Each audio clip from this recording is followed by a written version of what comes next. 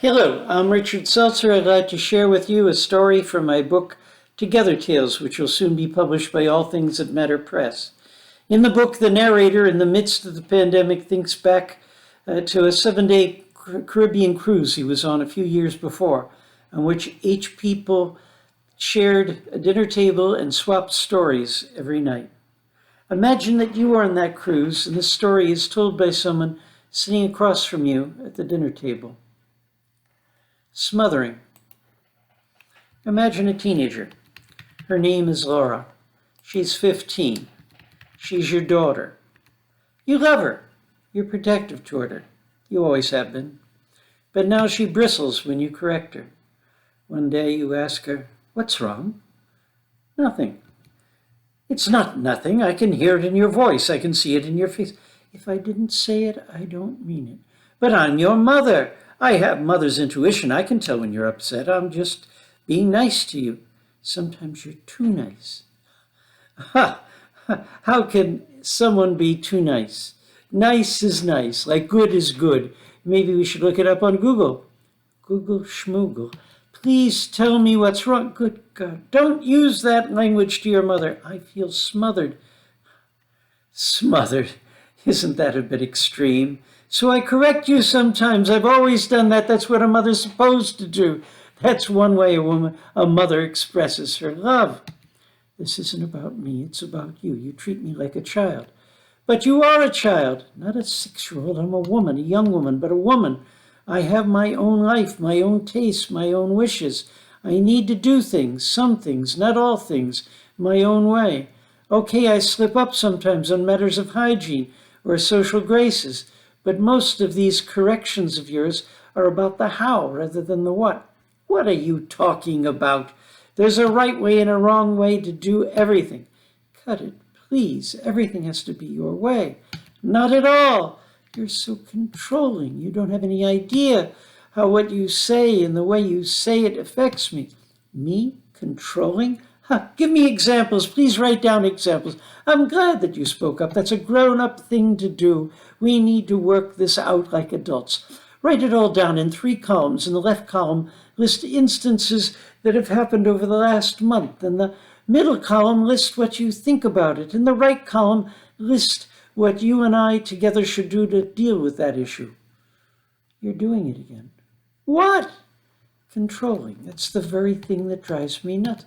"Nuts! What a strange word to use. That's so extreme. I bet that most of the things that bother you are really minor, and when you write them down, you'll realize that often it's good to write a list of the things that bother you."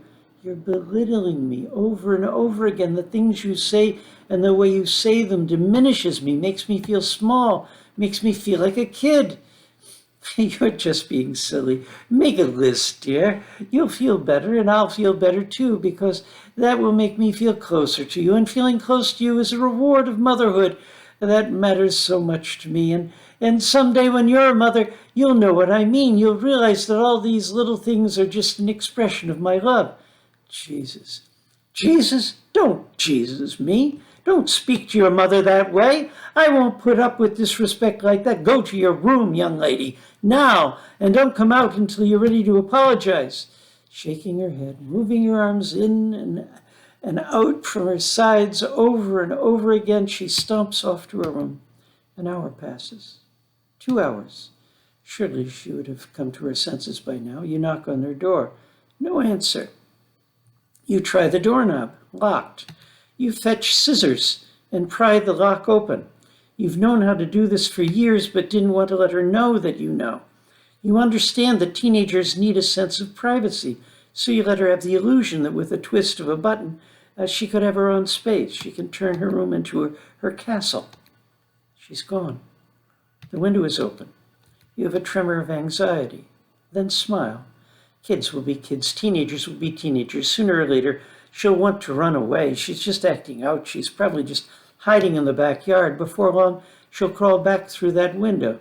She'll be lying in her bed by morning, but just to be sure, you'll look everywhere for her. If you didn't make a fuss about it, she'd take offense at that. Teenagers can take offense at anything. They're still little kids at heart, much as they enjoy playing at being grown-ups. she can write that list tomorrow. Yes, the list is important. You'll have to remind her of that list. Open communication between a mother and a teenage daughter is important. You remember a good article you read online about that subject. You'll have to point her to that article. Better still, you'll have her read it aloud to her. You'll have her read it aloud. Better still, you'll have her read it aloud.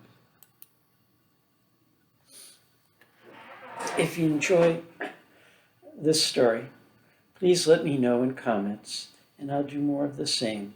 You can find my books at Amazon. My name again is Richard Seltzer, as in Alka-Seltzer. My most recent books are Parallel Lives, Beyond the Fourth Door, and Nevermind. They can be read in any order.